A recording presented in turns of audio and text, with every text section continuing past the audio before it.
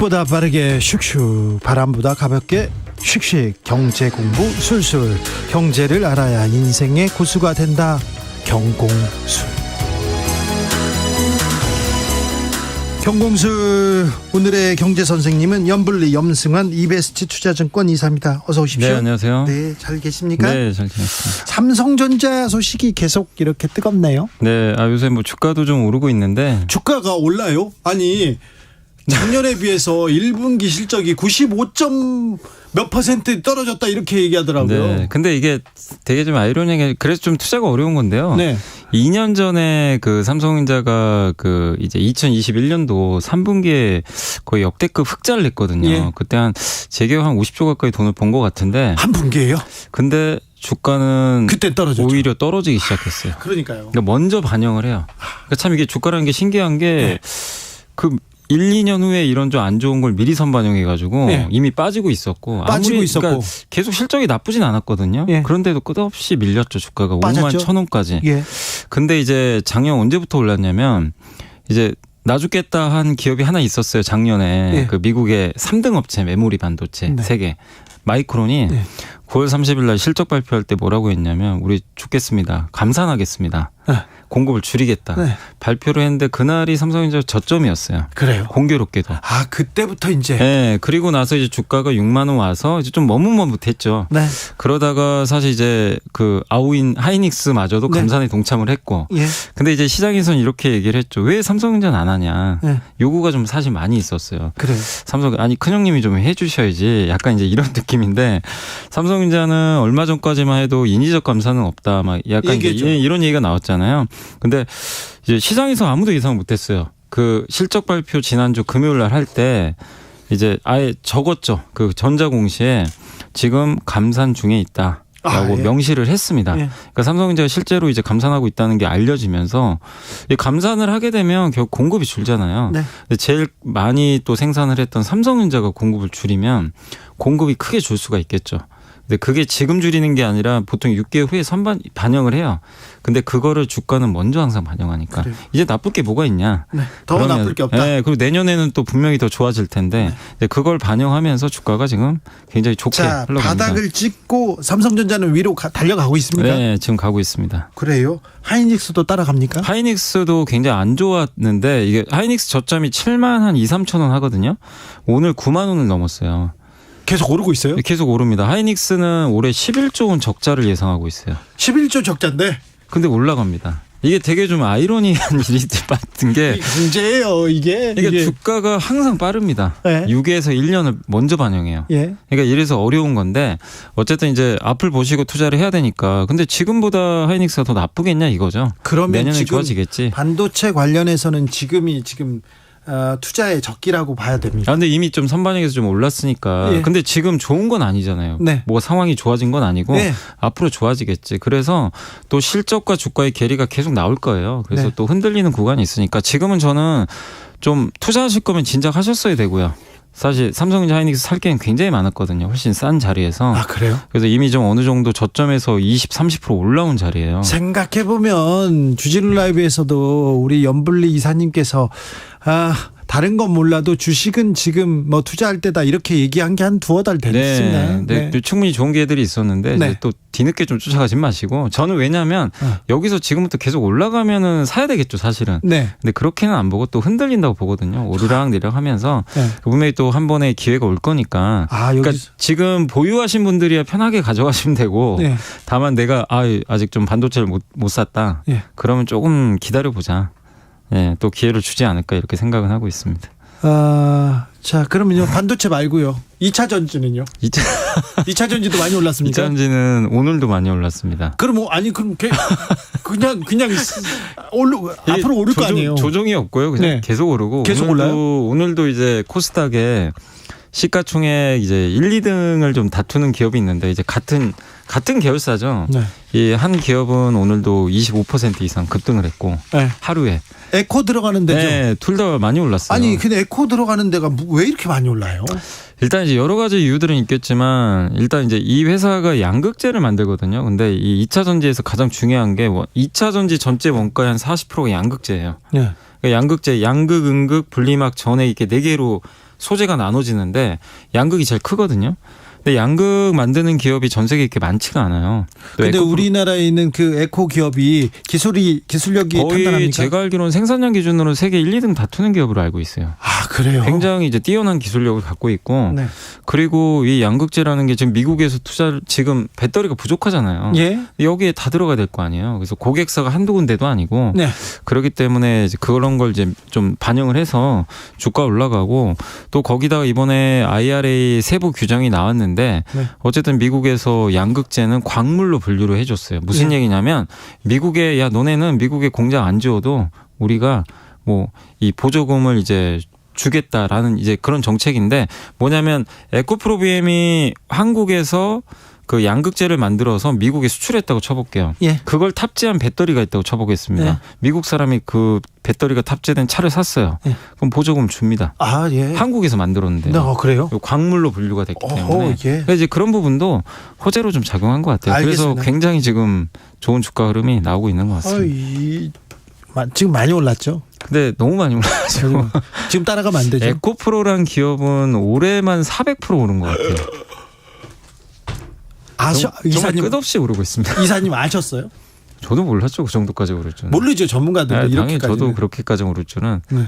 그러니까 왜냐하면 보통 이제 주가가 400% 오를 수는 있는데 네. 어떻게 오르냐면 이게 단계적으로 오르거든요. 네. 근데 지금 이제 에코프로 계열사는 그냥 위로 날아가잖아요. 네, 수직으로 가고 있어서 수직으로 이런 경우는 사실 거의 없어요. 자, 그러면요. 네. 반도체 2차 전지 이제 이렇게 날아갔다고 생각하고 그럼 다른 분야는 어디를 쳐다봐요? 그럼 다른 데는 지금 상황이 어떠냐면 네. 다 울상입니다. 울상이에요? 주가가 안 갑니다. 전체적인 시장은 울상이에요? 왜냐하면 돈은 한정돼 있는데 네. 이 특정 업종 한두 개로 쏠리잖아요. 예. 그럼 나머지 업종은 어떻게 될까요? 오히려 빠져버려요. 와, 그래요? 왜냐하면 이걸 팔고 좋은 걸 사기 때문에. 아이고. 그러니까 시장에 돈은 한정돼 있기 때문인데 그래서 오히려 저는 기회가 또 많다. 예. 예. 그러니까 주가는 또 이렇게 싸지면 또 올라가고요. 예. 또 비싸지면 빠지는 게 주가의 속성이에요. 그러니까 예. 어떤 쪽 쳐다봐야 돼요? 저는 그래서 좀 요즘에 성장하는 쪽에서 보고 있는 거는 제 개인적으로는 저는 풍력주를 좀. 풍력이요? 왜냐하면 이제 우리 신재생 에너지로 또 가야 되니까. 또 가야 돼요? 예, 가야 되니까 풍력도 저는 좀 괜찮다고 일단 개인적으로는 좀 보고 있고 그다음에 뭐 반도체는 얘기했으니까 그리고 지금 어차피 배를 좀 바꿔야 되거든요. 네. 오래된 배들이 좀 많아요. 예. 전 세계 떠다니는 배들 중에. 예. 그래서 이 선박 교체 사이클도 올 거기 때문에 조선업종도 개인적으로는 좀 괜찮게는. 근데 지금 주가들이 워낙 부진해가지고. 그러니까요. 부진한데 그런데 네. 정치적으로는 외교적으로는 한미 정상회담이라는 큰 이벤트가 지금 기다리고 있습니다. 네네. 아무래도 경제 얘기 안 할 수가 없고요. 우리가 그 공급망 IRA 얘기하거나 또 우리가 또 우리 기업을 위해서 뭘 내놔라 이 얘기를 하지 않을 수가 없는데 네네. 좀 전망이 가능하지 않을까요? 그러니까 일단 저는 이제 윤석열 대통령님이 이번에 가시잖아요. 네. 굉장히 중요한 이슈들이 많아요. 예. 뭐냐면 아까 이제 인플레이션 감축법 말씀하셨는데 배터리는 수혜를 많이 받는데 대표적으로 현대차 그룹은 수혜를 못 받아요. 아, 그래요? 이게 왜냐하면 한미 FTA를 체결했죠. 예. 근데 전기차 공장이 아직 미국에 없어요. 네. 그러면은 이제 내년에 공장이 완공되니까 미국의 정책은 뭐냐면 미국에서 조립한 전기차는 보조금 주겠다. 예. 근데 미국에서 안 만들었어? 예. 안 준다 이거예요. 내년까지 그러면 안 되잖아요. 그러니까 지금 못 받아요. 예. 현대차는. 그래서 지금 울산 공장에 수출하는 물량은 못 받거든요. 근데 이제 한미 FTA 체결한 이유도 사실 저는 그런 데 있다고 보거든요. 예. 그래서 좀 대통령께서 그런 부분도 좀 우리 기업이 좀 피해를 보는 부분이 있잖아요. 그래서 예. 좀 이 내년에 어차피 생산하니까 1년 정도는 유예해 줄 수도 있는 거거든요. 그렇죠. 예. 그래서 그걸 좀 언급을 해 주셨으면 좋겠고. 만약에 그걸 언급하면 현대차가 좀 좋아지겠네요. 만약에 그게 된다면. 네. 당연히 된다면 왜냐하면 작년에 현대차가 주가가 많이 빠졌어요. 그것 때문에. 그래요? 보조금 혜택이 없어져 가지고. 그런데 실적은 좋다면서요? 실적은 좋은데 왜냐하면 어차피 지금 전기차를 많이 판다기보다는 내연기관차를 엄청 많이 팝니다. 근데 잘 팔아요 또. 네. 현대차가 워낙 상속성이 있다 보니까. 경쟁력이. 근데 여기에 이제 전기차까지만 얹어주면 굉장한 이제 날개를 달 텐데 이제 그게 지금 미국에서 안 되는 거죠. 전기차는 내년 하반기 생산이 되니까. 만약에 그래 현대차 조금 서운하겠네 그러면서 좀 유예해 줄게 아니면 다른 보조 정책 펼게 이렇게만 나와도 현대차는 매우 좋은데 이제 어쨌든 아직까지는 그게 안 됐기 때문에 모르겠습니다. 이번에 안건에 들어간지 모르겠어요. 또 한 가지가 반도체잖아요. 반도체 가드레일 조항이 들어가 있는데 이게 무슨 얘기냐면 국가 안보를 위협하는 특정 국가, 거기가 중국이죠. 당연히 미국 입장에서. 그래서 10년간 그러니까 중국에서 10년 동안 반도체 제조사 확장하거나 구축하지 마라. 그래서 제한이 이제 들어간 법인데 문제는 우리나라가 지금 하이닉스나 삼성전자 중국에 큰 공장들이 있잖아요. 그렇죠. 몇 조씩 하이닉스만 녹았죠. 해도 지금 전체 D램 생산의 절반이 중국 우시 공장에서 나오는데 그 생산을 제한하거나 아니면 지금 미국에서 장비가 들어와야 되거든요. 미국 장비가 없으면 사실 반도체 못 만듭니다. 그렇죠. 첨단. 근데 이제 그거를 1년 동안 유예는 해줬어요. 1년은 해줄 테니까 뭐 만들어라 이렇게 했는데 올해 10월이면 그게 끝나요. 네.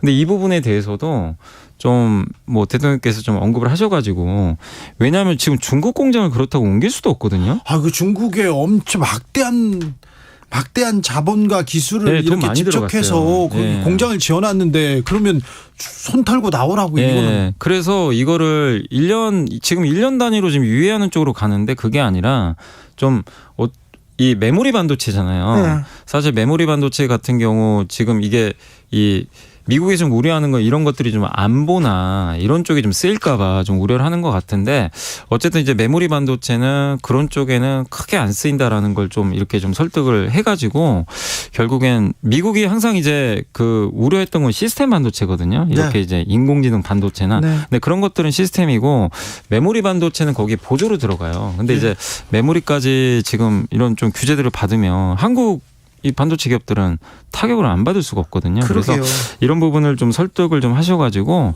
어쨌든 우리 한국 기업들이 좀 피해가 없게 중국 공장이 좀 정상적으로 가동될 수 있게 그런 얘기를 조금 해야 될 것 같습니다. 근데 전 세계적으로 경제가 조금 위축되고 우리는 무역 적자가 너무 심합니다. 수출 안 되고 있고요. 전체적으로 이거 걱정입니다. 지금 무역 수지만 13개월째 적자고요. 그 대표적인 이유가 유가는 올랐는데 이제 에너지 가격 올랐는데 수출은 안 되고 아시겠지만 작년에 또 중국 셧다운 때문에 중국과 지금 무역 수지가 계속 적자나고 있어요. 중국이 수입을 안 해요. 한국 걸. 왜 그 이유 중에 또 하나도 구조적인 문제인데 자기네가 만들어요. 이제 반도체는 못 만들어요. 그래서 우리 걸 쓰지만 지금 디스플레이, 스마트폰, 석유화학, 철강 중국이 안 하는 게 없어요. 배터리도 자기가 다 하잖아요. 사실 중국에서는. 그러다 보니까 한국은 대중 무역 수지가 적자가 좀 날 수밖에 없는. 앞으로 계속 이제 적자 행진할까요? 고착화 될 가능성이 있어요. 근데 중국 경제가 좀 살아나면 올해는 좀 살아날 것 같은데 흑자가 또 나겠죠. 언젠가 나길 텐데 옛날엔 막대한 무역 이익을 받잖아요.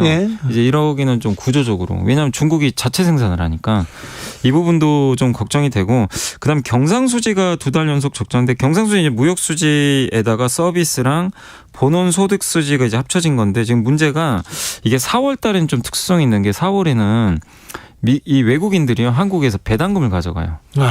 이제 외국인들이 한국에서 그걸 가져가면 이 본원 소득 수지라고 하는데 우리나라 사람이 만약에 미국에서 배당 받아와요. 그럼 그 흑자죠 그거는. 근데 많이 안 우리가 주는 게 훨씬 많을 거 아니에요. 근데 이제 미국이나 외국계 투자들이 한국에서 가져가잖아요. 그래서 보통 4월에는 항상 적자가 납니다. 이 특수성인데 근데 이거는 4월 만의 일인데 지금 벌써 경상수지가 1, 2월에 연속 적자가 났어요. 그러니까 이 부분도 지금 옛날과 좀 다르게 이 무역수지나 경상수지가 이 적자가 고차가 되고 있어서 이 부분은 좀 걱정이 되는 부분이에요. 수출로 먹고 사는 나라에서 수출이 안 된다. 경상수지 계속 적자 유지한다. 이거 걱정인데요. 근데 이제 그래서 근데 가장 큰 이유 중에 하나가 반도체가 너무 안 좋아요. 반도체 무역 수출 증가율이 마이너스 30%, 마이너스 40%를 찍고 있어요. 이게 돌아서야 됩니다. 아이고. 근데 삼성이 좀 이제 돌아선다면 하반기는 그래도 좀 낫지 않을까 이렇게 좀 전망을 하고 있습니다. 주가는 그렇고요. 부동산은 아직 이렇게 쳐다보거나 관심 가지면 요즘에 지표는 좀 살아났어요. 거래도 좀 늘고 미분양도 조금 진정되고 왜냐하면 이제 금리가 좀 떨어져가지고 하긴 하는데 좀 지켜는 봐야 될 것 같습니다. 알겠습니다. 경제 민생 챙겨야 되는데 이런 얘기는 없네요. 경공술에서 논해봤습니다. 염승환 이베스트 투자증권 이사였습니다. 감사합니다. 네, 감사합니다. 저는 여기서 인사